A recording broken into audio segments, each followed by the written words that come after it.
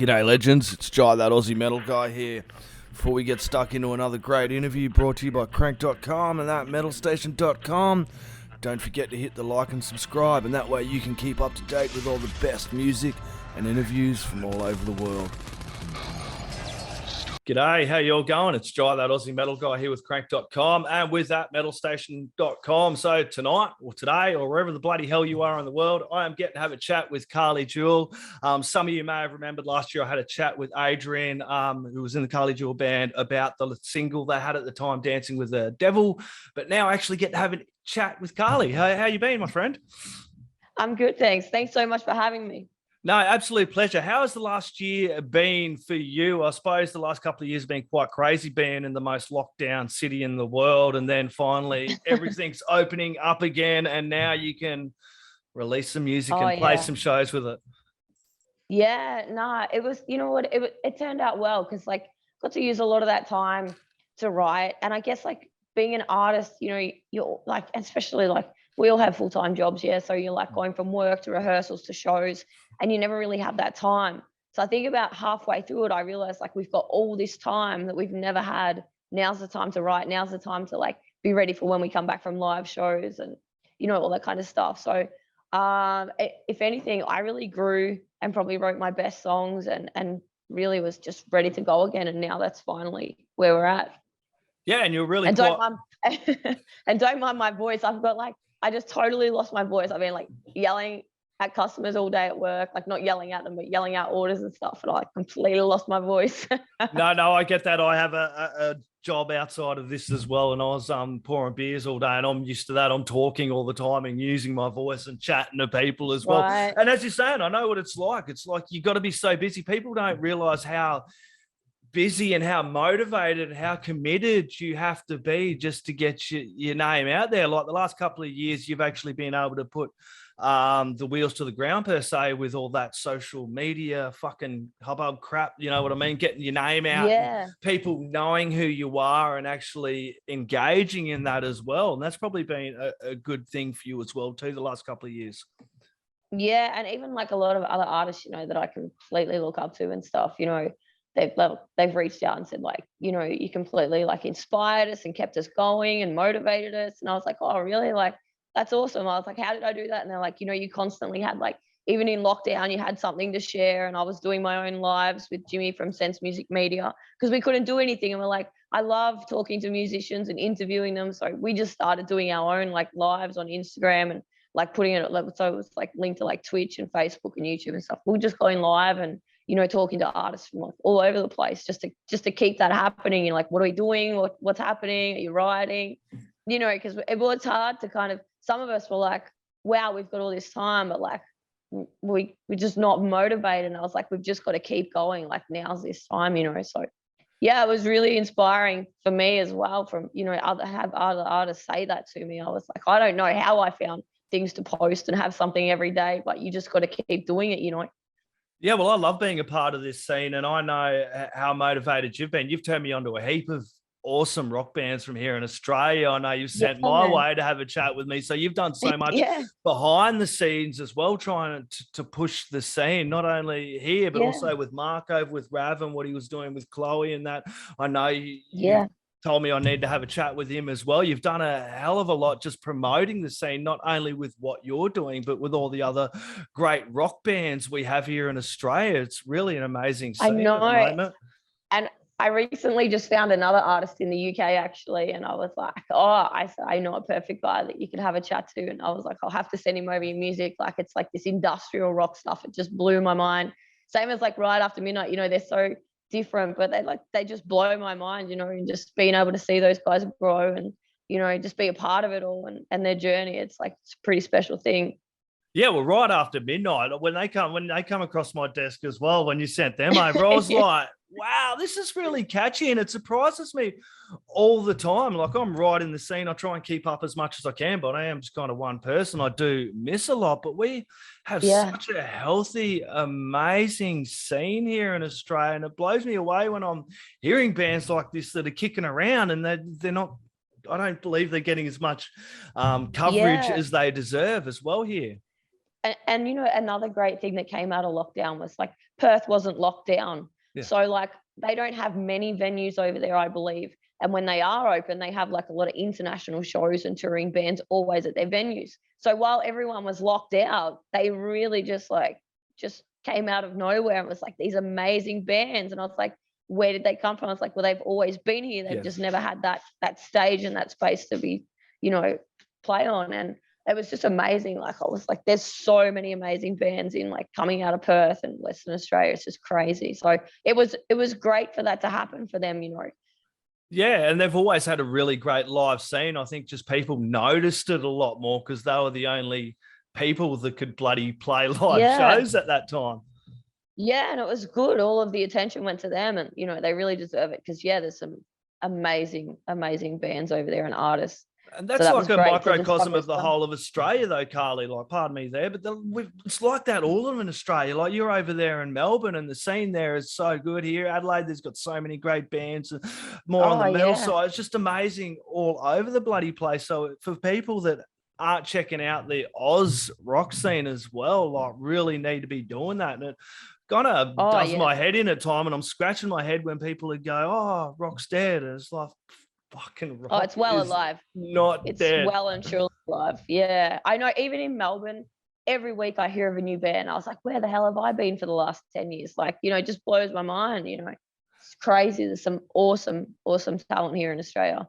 So it must be good for you to be playing live again. You have played a couple of shows. I've seen some shots up there as well. That must be good for you to kind of finally get going and play some of this stuff live, eh?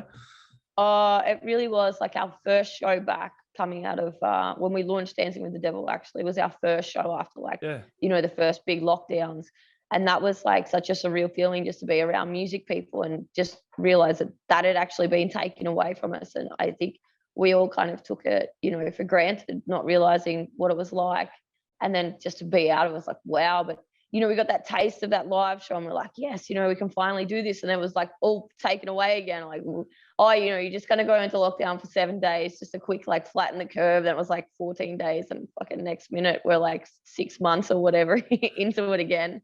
And then we got out, now we're out, and yeah, we haven't stopped once we started. And, you know, just to be able to drive out of Melbourne is just like, let's go book some shows and get out. And so that's what we're doing.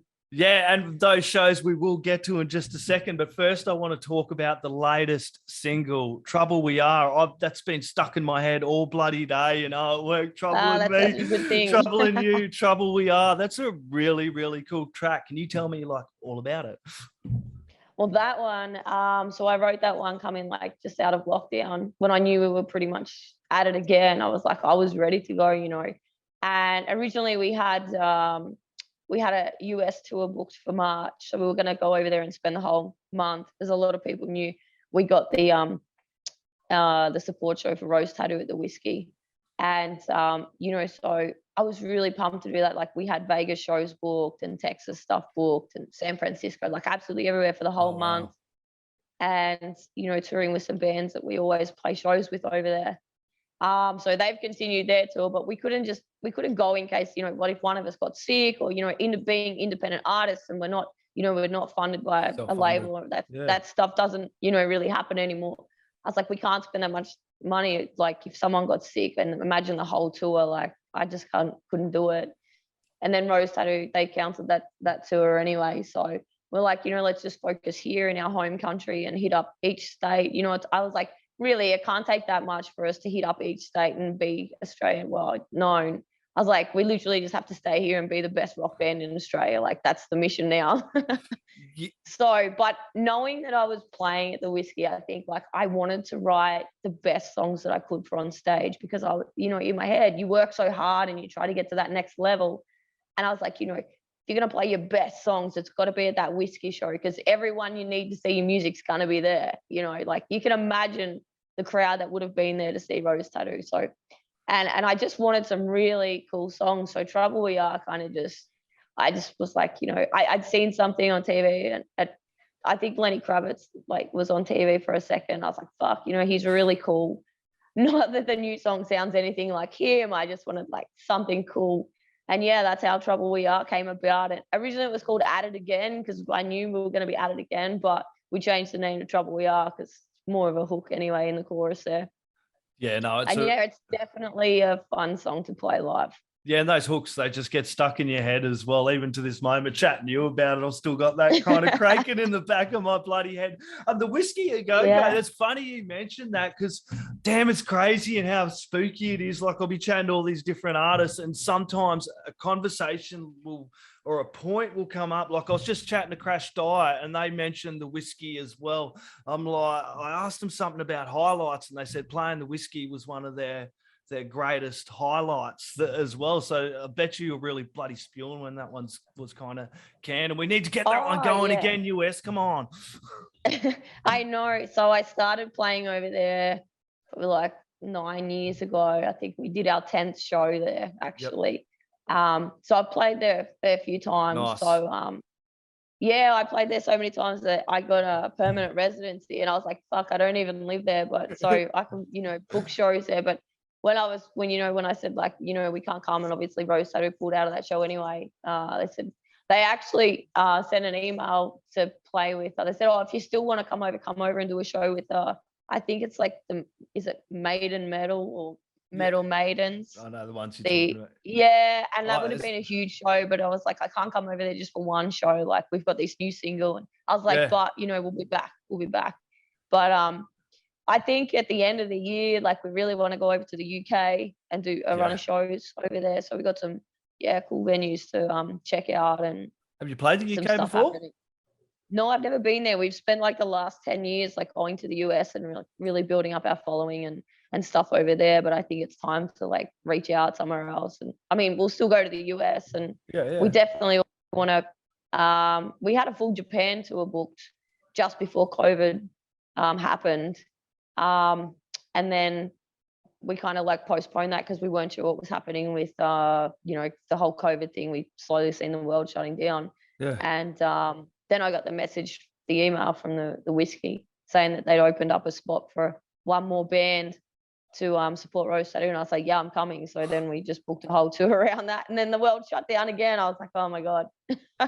But like, I love being in the Australian music scene. I love being an Aussie, and I love seeing when bands like you are doing this. It's just, for me, sometimes I bang my head against the wall going, wow, you can play in the US. He's got all these plans going over to there. And that when we play in Australia, I don't know what it is to get the people here, to get them going to shows and really supporting. I know in Adelaide at times we've had bands that have, like, big bands playing Europe, playing all over the place, and yet sometimes it's hard to get these people out to these bloody shows supporting them.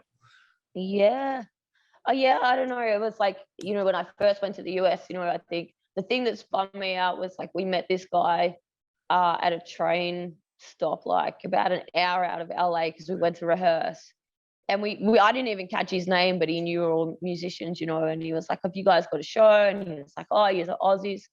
And he's like, I'm going to come and watch you guys. And that was, all we said. And then he literally rocked up at the whiskey on the Friday night with about 10 of his mates. And we're like, that's the guy from the train station. He's like, fuck yeah, it is. He's like, of course I was coming. He's like, I fucking love music. I live for it. And we were like, whoa. I was like, I don't think I've ever met anyone in Australia that we're like, oh yeah, we'll see you there. And then they rock up with like 10 of their mates. So just over there, like, everyone just like lives and breathes music. It's a little bit more, it's just, I don't know, it's just everywhere, I know I got a lot of US listeners, and I play like on my radio on this show. I always do like a big block of Aussie music, and I've turned a lot of them onto some really cracking Aussie metal or rock. And I spoke to one guy sitting out there one day just playing nothing but Aussie metal and rock, King Parrot and Karly Jewell and Hellz and just all this really cool stuff. And it's just, for me, it's great to see when that's happening as that well. Interaction, yeah, exactly. The interaction, and people are going out and checking out the music.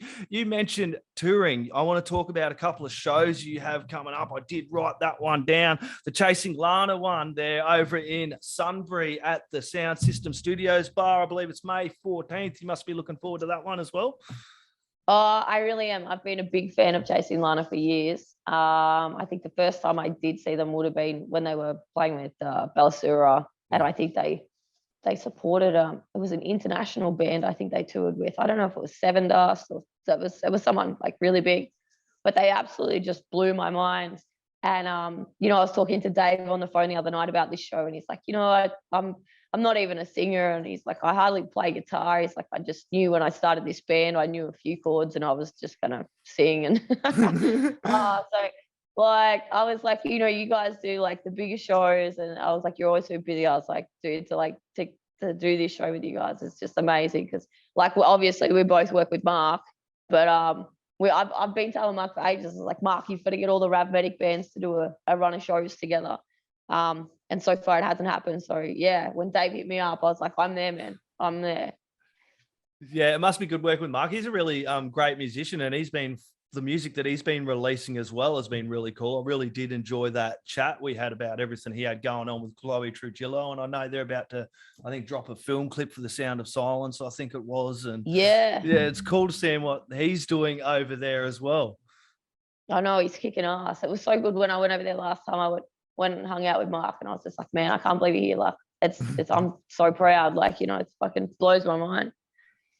Yeah, no, it's really good to see. And you have another show, which I am really looking forward to, May 20th, over my way as well. You have the Right After Midnight guys, which I'm excited to see as well. You got Shake the Temple and Fight the Sun. That's at the Enigma Bar. That's a cool little place, man. I'm looking forward to catching you there, eh? Yeah, I came over there and played a show with Virgin Soldiers like a couple of years ago.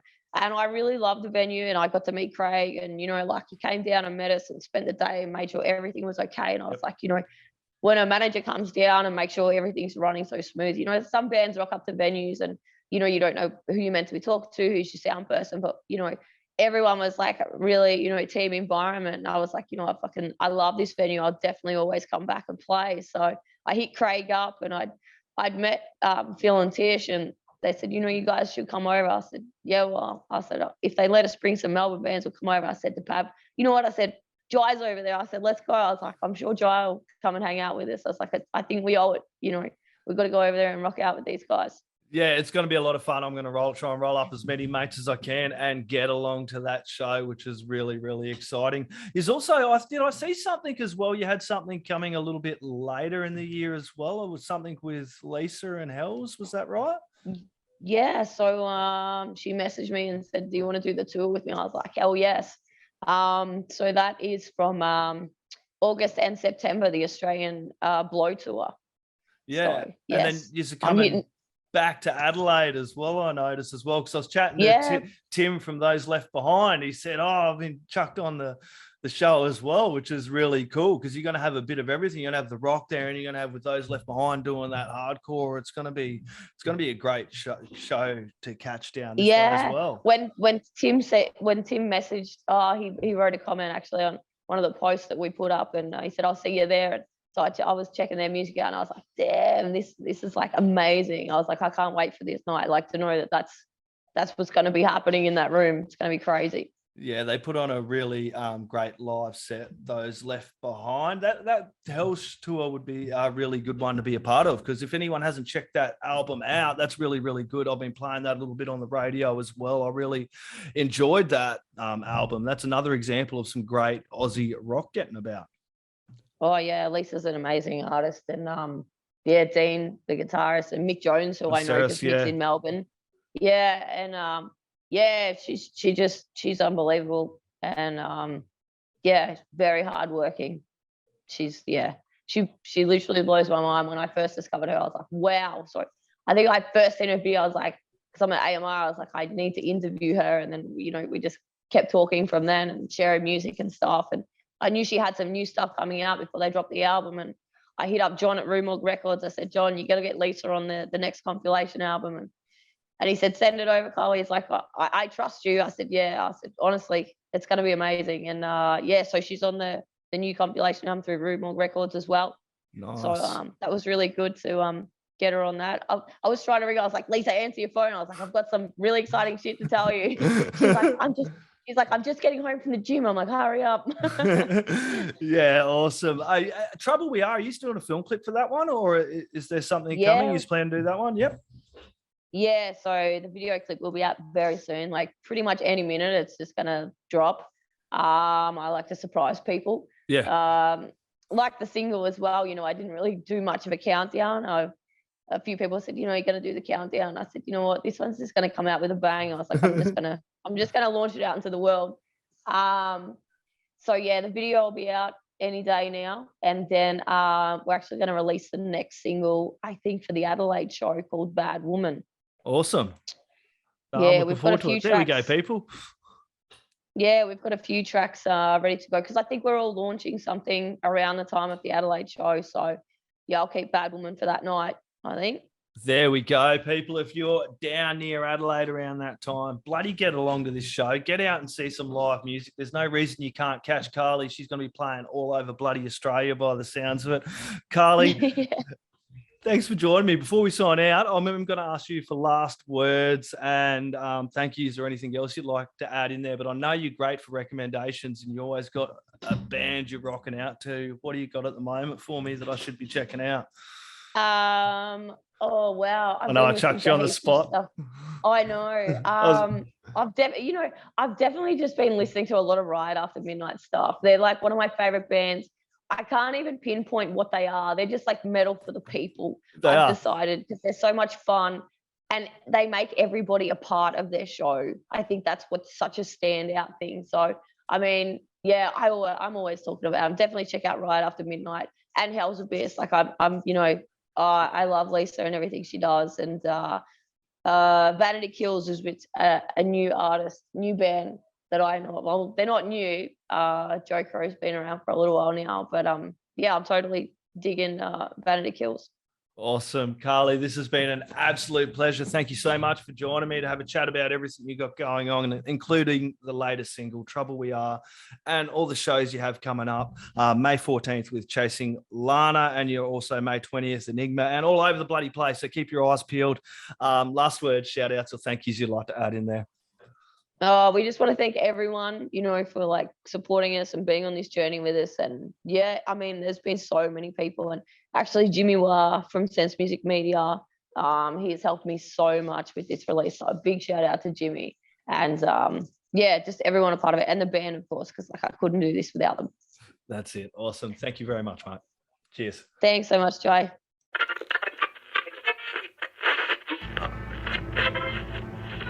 That's the end.